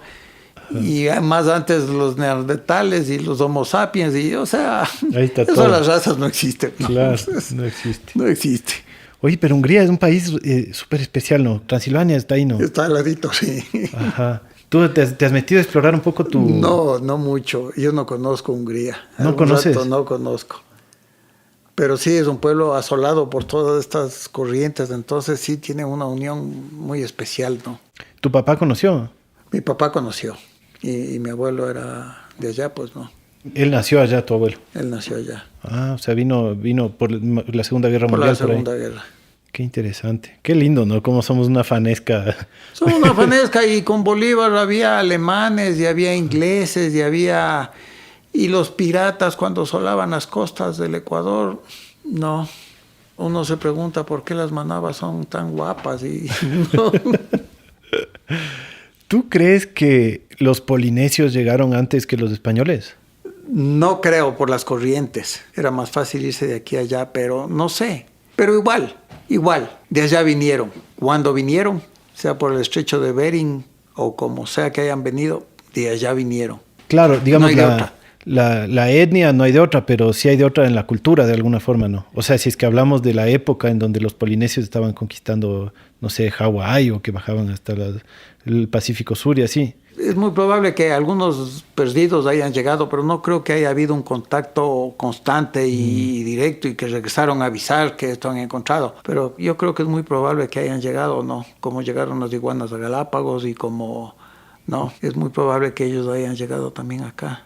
Claro. O de aquí hayan llegado allá, porque los manteños eran grandes navegantes. O sea, ustedes que son de las semillas deben saber mejor que yo. El cacao es de aquí y lo encuentran en México. El ají es de aquí y lo encuentran en México. El tomate. El tomate. Y nosotros recibimos el maíz. Y entonces, ese intercambio fue muy fuerte antes de que vengan los españoles. Los españoles en su primer viaje se encuentran con esta galera, que por eso le ponen a Esmeralda de esa punta galera, porque ahí se encontraron, cargada de indígenas y con gran cantidad de mercancía, ¿no? Que se iban por mar a Centroamérica, ¿no? ¿Por eso se llama Punta Galera? Por eso se llama Punta Galera. ¿Y qué fue lo que encontraron? Ahí había una balsa enorme con velas, ¿no? Ajá. Que aparentemente se iba a Centroamérica. Ese padre de la Juanita de la momia indígena de Ampato, de Panamá, vino acá. Uh-huh. ¿Cómo vino? Seguramente no andando, ¿no? Claro, seguramente una de esas balsas navegando. Y la espondilus que encuentran en México también, en las realezas con unas conchas de espondilus enterradas en los pectorales. Y así. ¿De aquí? Sí, claro. En México y en Chile y en Bolivia y en todo lado, ¿no? Uh-huh. Entonces ese intercambio y quitándole solemnidad a la historia, porque aquí somos muy solemnes, ¿no? Cuando te cuentan la historia, esos mercaderes, algún antojo han de haber tenido, pues cuando estaban por allá, alguna guambra les de haber guiñado el ojo, o tal vez entre los mercaderes también había mujeres. Y pasaba al revés, o algún local les gustaba, ¿no? Claro. Y ya comenzaban ¿no? De ley. De ley, exacto. Imagínate que aquí hubo épocas en que varios volcanes erupcionaron al unísono, que el Quilotoa tapó Cochasquí y tapó el norte de Quito. Los sobrevivientes de esas hecatombes volcánicas migraron, se fueron, huyeron, ¿no? ¿A dónde huyeron? ¿Cuán lejos se fueron? Esa erupción del Quilotoa alcanzó inclusive la cultura Jama en la costa, ¿no? Los niños, las sequías, las inundaciones, los terremotos deben haber causado movimientos humanos enormes, ¿no? Qué increíble. Como pasa ahora con Venezuela o como pasa con Cuba. Claro, hay eventos que nos hacen movernos y diseminarnos por todo el mundo. Exacto. Ajá. Y hablando de, tú que sabes de volcanes, tú eres la persona a la que preguntar. Uy, ojalá. Yo sé de todo un poquito, pero en nada muy profundo, ¿no? Bueno, eso es lo malo de más que yo de ley. Ser generalista.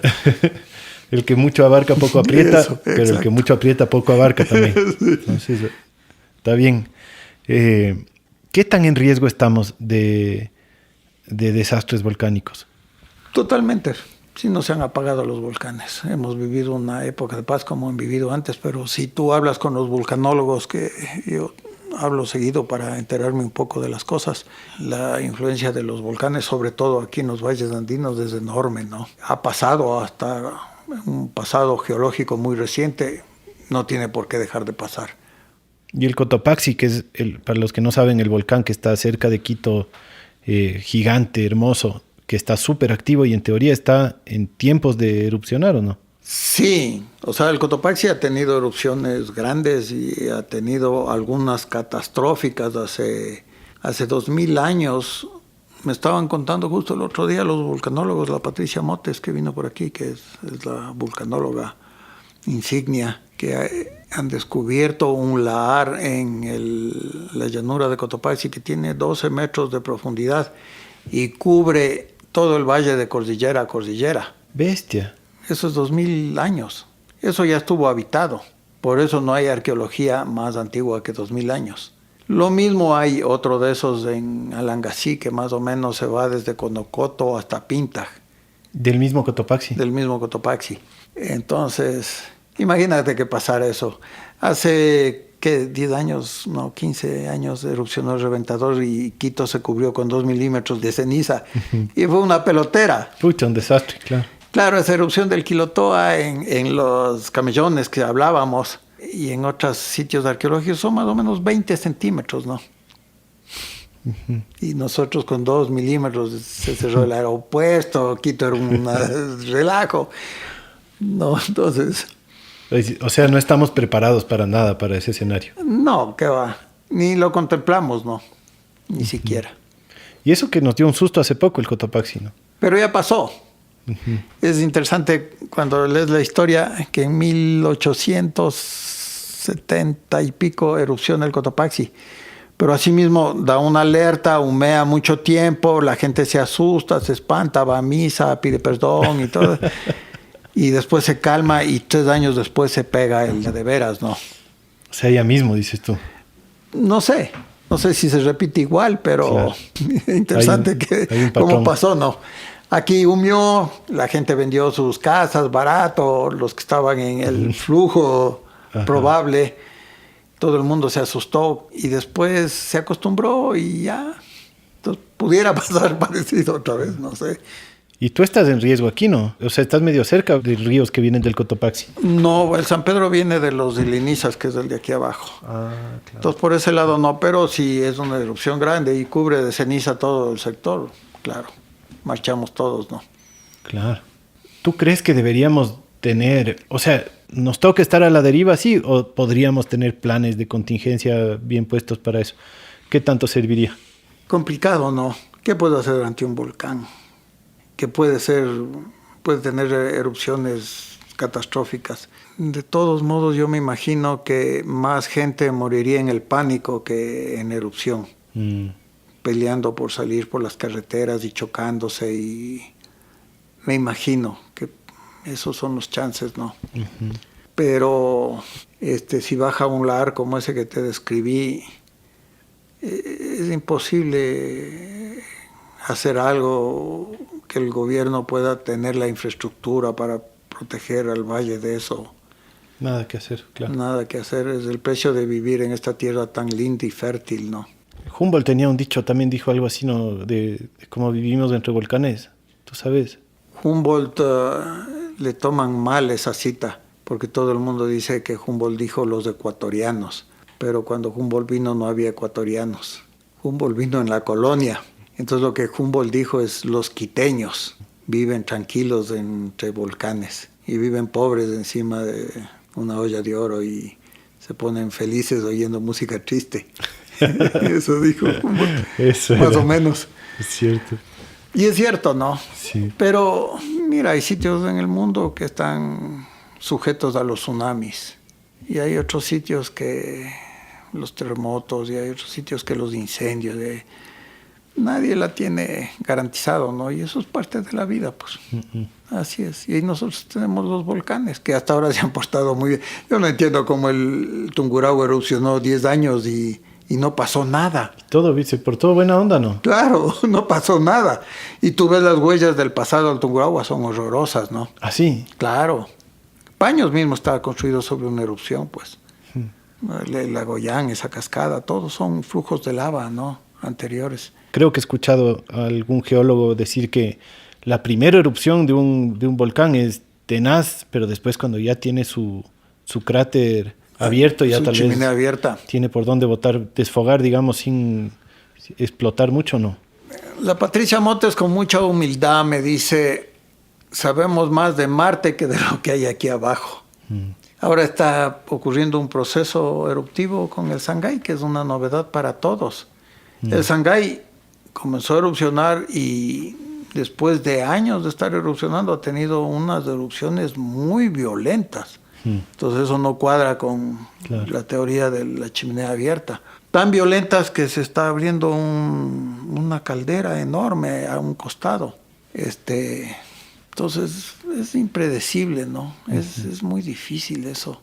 ¿Y tú te vas de aventura cuando están erupcionando también? ¿Te sabes acercar? Claro, sí, pues eso es como el zancudo a la vela. Claro. ¿Y cómo es estar ahí cerquita de la erupción?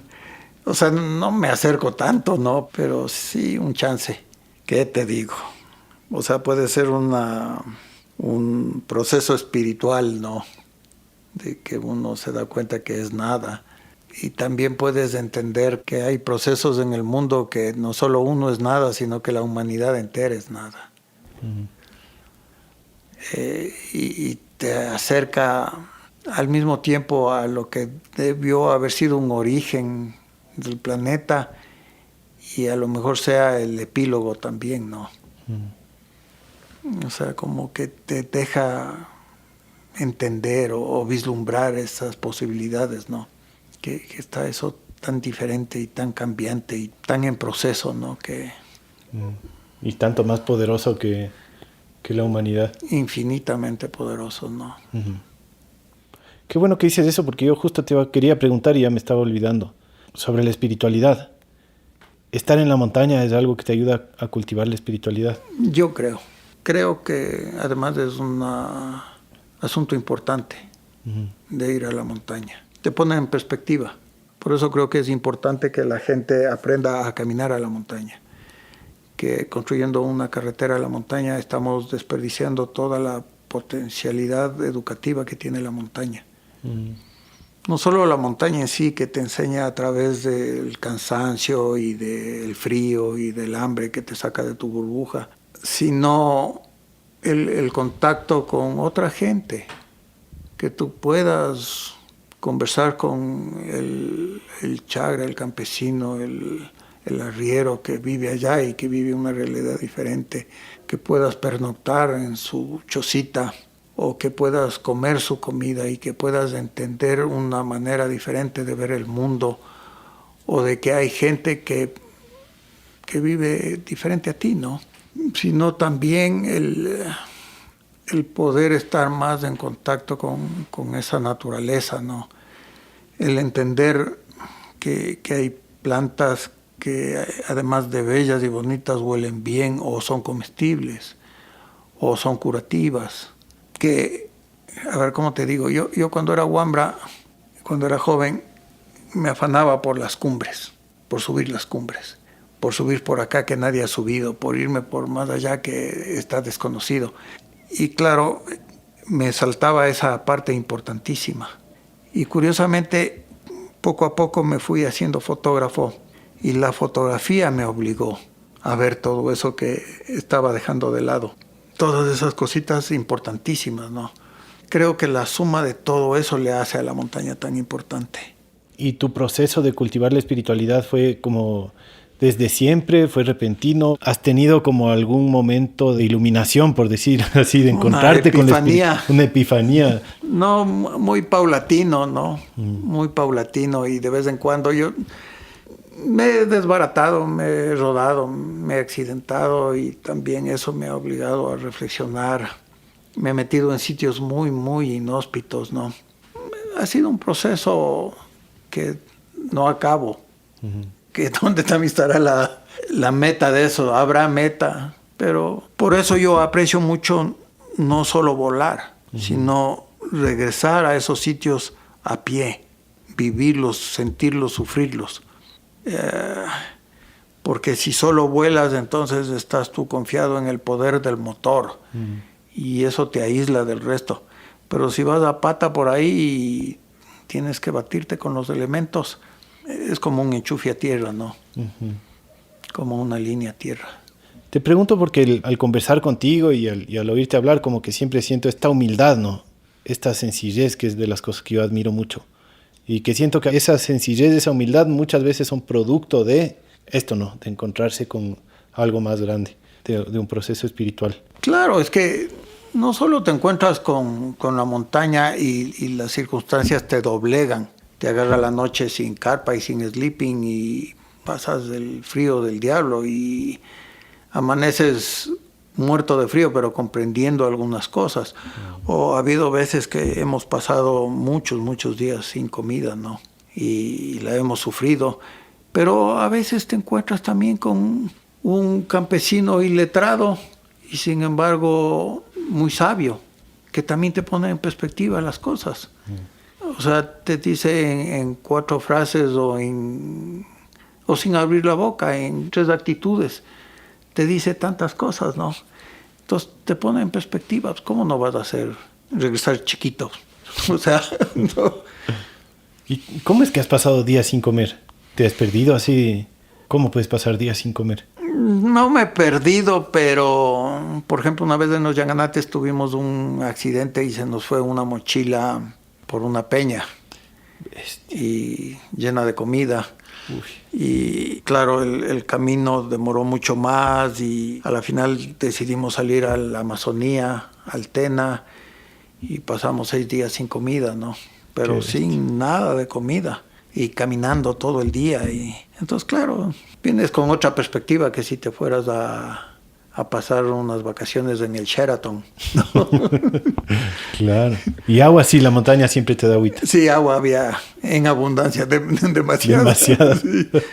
¿Y noches sin carpa, así en la montaña? Ah, sí, bastantes. ¿Qué tenaz? Bastantes, por accidentes, porque mal cálculo o por sobrado, que no pasa nada y claro, son noches duras, ¿no?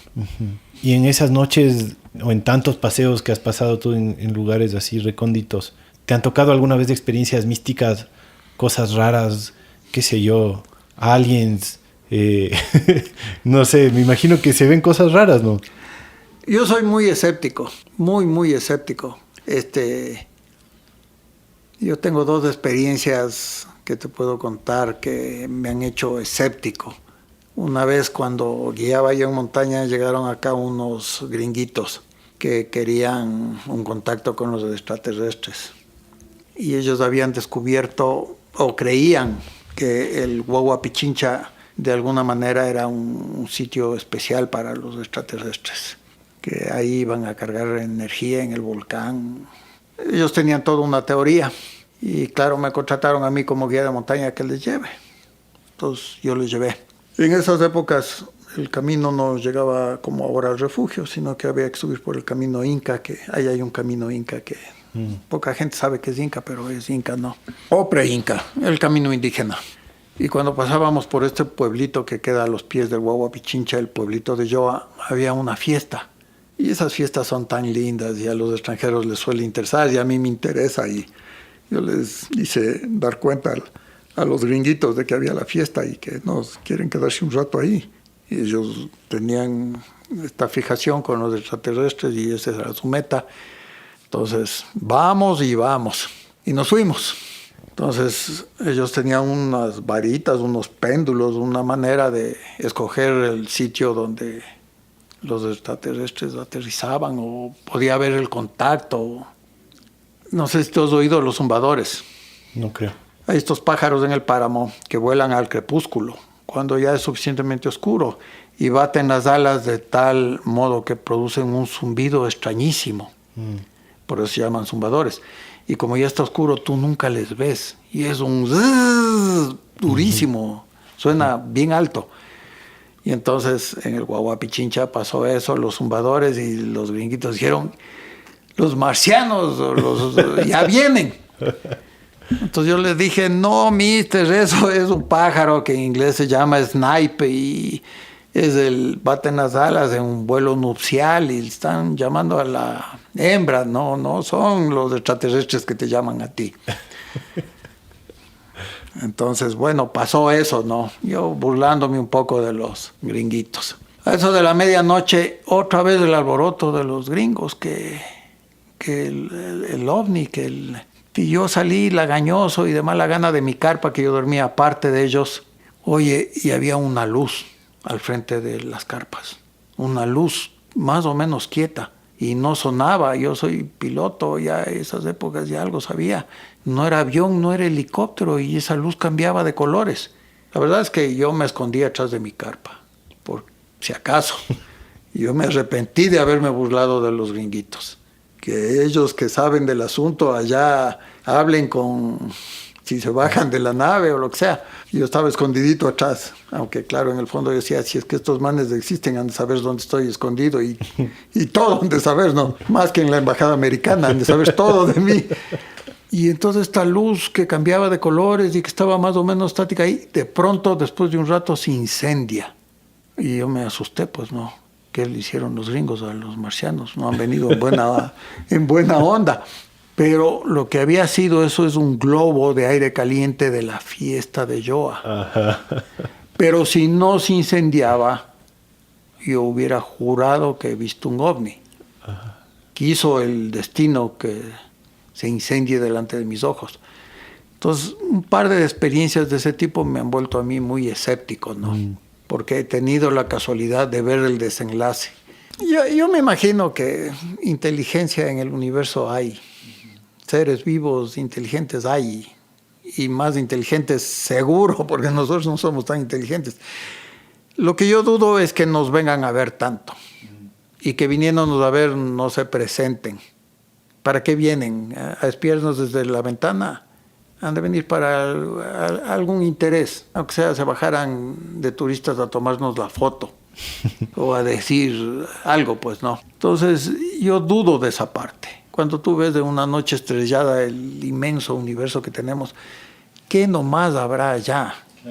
Pero es mi pensamiento personal que nosotros los humanos somos tan antropocentristas, nos creemos tan importantes que pensamos que nos van a venir a visitar a cada rato, además, ¿no?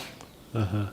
Eso y el hecho de cómo les retratamos a los extraterrestres, que nuevamente son antropomorfos, que tienen la cabeza más alargada, que tienen 3 dedos en vez de 5, que tienen los ojos más grandes, que tienen la pata más así, que el codo más asado, son antropomorfos.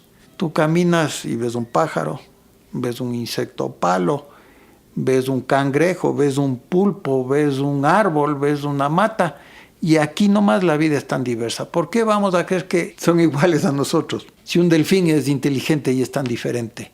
Entonces, eso me hace dudar de los contactos. Uh-huh. No de que existan o no existan, ¿no?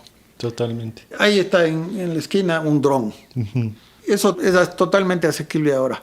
Pero quién sabe si hace 30 años eso ya había y era tecnología militar. Y te pasaba un dron por encima y ¿qué vas a pensar? Que es un ovni. Claro. ¿No es cierto? No podías pensar otra cosa. Era un objeto volador no identificado. Y así tantas vainas, ¿no? Ahora hay estos globos que supuestamente dan internet y que están flotando. ¿Has oído de esos? Es todo un programa. ¿Satelitales o dentro de la estratosfera? Dentro pero muy alto, ¿no? Entonces, claro, yo constantemente veo, esos globos están registrados en las páginas de aviación porque emiten una señal por transponder. Entonces tú puedes localizarle. Entonces yo salgo aquí, veo y se ve el globo, porque son blancos, entonces brillan cuando hay sol. Y pasa un avión de pasajeros, pasa alto y está debajo del globo. Entonces la gente comienza a hablar y comienza a especular y sin embargo es un globo y se sabe que es un globo. ¿Me entiendes? Entonces, de eso debe haber mucho. No te puedo decir yo que no haya de lo otro también, pero me da la impresión de que la mayoría es de eso. Estaba yo parado tomando unas fotos de una erupción del Tungurahua, medio verano, y vino un torbellino de viento. Y ese torbellino levantó unas fundas de plástico que estaban basura que botamos los ecuatorianos ahí en la calle. Y pasó el torbellino y esas fundas de plástico se elevaron en 2 patadas altísimo. Y la gente que estaba al lado mío vio brillar eso y ya dijo que son ovnis y que están viniendo al volcán a cargar las baterías. Y no. Entonces hay una predisposición a no explicarse lo que es obvio, ¿me entiendes? Sí. Que en general como a tratar de creernos la historia que nos estamos haciendo en la cabeza, ¿no? No solo con eso, sino con todo, o sea, con la política, con la identidad, con la historia, O sea, los humanos somos muy así, ¿no? Como que nos hacemos una historia en la cabeza y buscamos confirmación. Somos fantasiosos, o si quieres ponerlo más bonito, somos poetas, y no, esas historias son más chéveres que la realidad, ¿no? Y a propósito, tú eres poeta también, ¿no? No. ¿O eres escritor? Bueno, no soy escritor, la verdad es que no soy ni fotógrafo, ni soy piloto, ni soy nada, porque yo no soy graduado en nada, pero escribo porque cuento las cosas que... Pero escribes lindísimo. Yo no, digamos, solo he leído los escritos que tú haces junto con tus fotos, pero también has escrito libros. Sí, tengo un libro de los Yanganates que es texto. Ah. Tengo un libro de la mitología andina que también es texto. Los textos que yo leo que escribes con tus fotos, en los que publicas ahora cada rato en Instagram... Pucha, a mí me encanta, es como tienes una forma de usar las palabras que, no sé, como que da ganas. Me parece que es el concepto general de todo, ¿no? Como que no es solo el texto, no es solo la foto, sino que es como este corazón que hay detrás de cada historia, de cada paisaje. Tal vez salen bien porque son historias auténticas y porque son dictadas por lo que hemos estado conversando, ¿no? Tal vez la palabra es arte, ¿no? ¿Te consideras artista? No, tampoco. No, y los artistas, ellos no consideran que soy artista. Es alhaja. Y los escritores no consideran que son... En eso de los escritores es curioso porque yo muchas veces escribo como ecuatoriano, como se habla aquí, y eso les molesta. Un par de veces me han dicho que soy muy arcaico. Pero ¿cómo vas a contar mitología andina utilizando un idioma neutro? Oye, solo para terminar, tratamos siempre de cerrar con un mensaje optimista. ¿Hay algo que te da optimismo? ¿Hay algo que tú veas que te da luces para el futuro? Sí, varias cosas. Primero, la concepción de que en el peor de los casos nosotros somos pasajeros y el mundo sobrevivirá y le irá bien sin nosotros. La vida va a seguir adelante, ¿no? El antropoceno no será más que una marquita en el récord. Pero también veo una enorme cantidad de jóvenes que regresan la vista a cosas que creo que son más importantes. Tal vez enorme en cuanto son muchos, tal vez proporcionalmente no todavía, pero esos me dan mucha esperanza. Qué linda conversación, Jorge, te agradezco un montón. Valió. Sí, o sea, después tendré que escuchar, porque ahorita sí me entregué a la conversación y solo vi que está grabando. Pero te agradezco un montón, Jorge. No hay de qué, encantado, un placer. Saludos a toda la audiencia, un abrazo.